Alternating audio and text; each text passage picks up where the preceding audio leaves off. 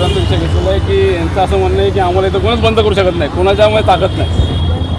अनेक लोक आहे, कोणाला ताकद नाही, कोणी किती पण फेरीवाले. तर आमच्या त्याच्यामध्ये मी मागेही आमचा सोनाने साहेब होते ना आयुक्त, तेव्हापासून मी पाठपुरावा करतो आहे की यांना जागा देण्यात यावी स्टेशनच्या परिसरामध्ये.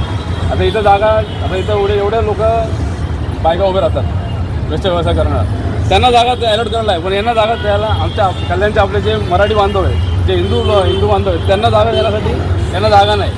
पण यांना बाकीच्या गोष्टीसाठी यांना जागा आहे.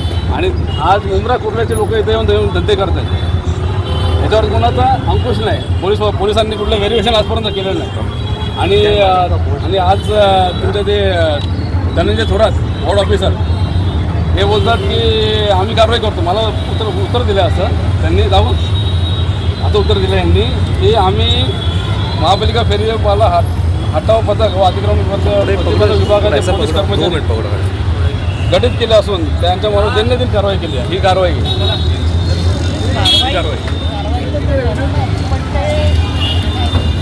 बोला मॅडम, तो जोराने बोला, आम्हाला पण समजेल. नाही, कारवाई तर होते. आणि विशेष म्हणजे की आता हे फेरीवाले कित्येक वर्षानुवर्ष इथे त्यांचे धंदे लावतात, तर त्यांना कल्याण शहराचा विकास सगळ्यांना हवा आहे.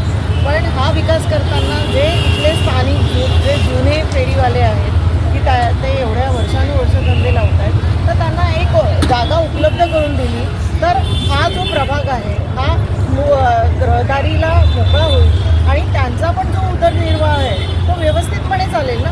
हे महानगरपालिकेची कामं आहेत, पण या बिचाऱ्यांना सगळे इकडून तिकडून फिरवतात. ते कोणतरी नेता आमचं काहीतरी भलं करेल ह्याच्या पाठीमागे ते फिरतात बिचारे, त्यांचा वापर करतात आणि त्यांना परत जैसे की तैसे सोडून देतात. असे कित्येक आपल्याकडे नेते आहेत ज्यांनी आपली घरं भरली आहेत, आपली प्रॉपर्टी केली आहे यांच्या जीवावर, आणि हे आहेत तिथेच आहेत.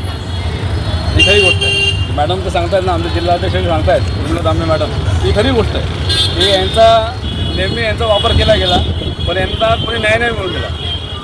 आणि याचा गैरफायदा घेऊन आता मुंब्रा कुर्ला बाहर लोग येऊन इधर धंधे करते हैं। अशी परिस्थिति आता इधर निर्माण झाली। मैम एक सवाल और था कि ये जो गाड़ी दिख रही है, देखिए इसमें कोई भी नहीं है, बता दें इसके बारे में क्या आप मतलब क्या ये जो गाड़ी लगा है ये किस लिए लगा है?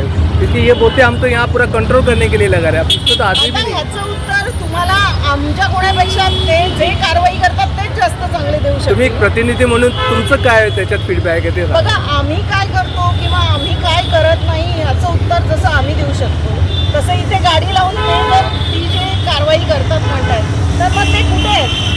तुम्ही स्वतः बघा ना, तुम्ही searching करा। ते दिसतच नाही ना तिथं। तुम्ही हे प्रेझेंट करायला पाहिजे ना की फक्त इथे गाडीवाले बसतात म्हणून तुम्ही इथे गाडी लावणार आणि दुसरीकडे चालू आहे त्यांचा कारभार। म्हणजे हे तर सगळ्यांना माहिती आहे हो।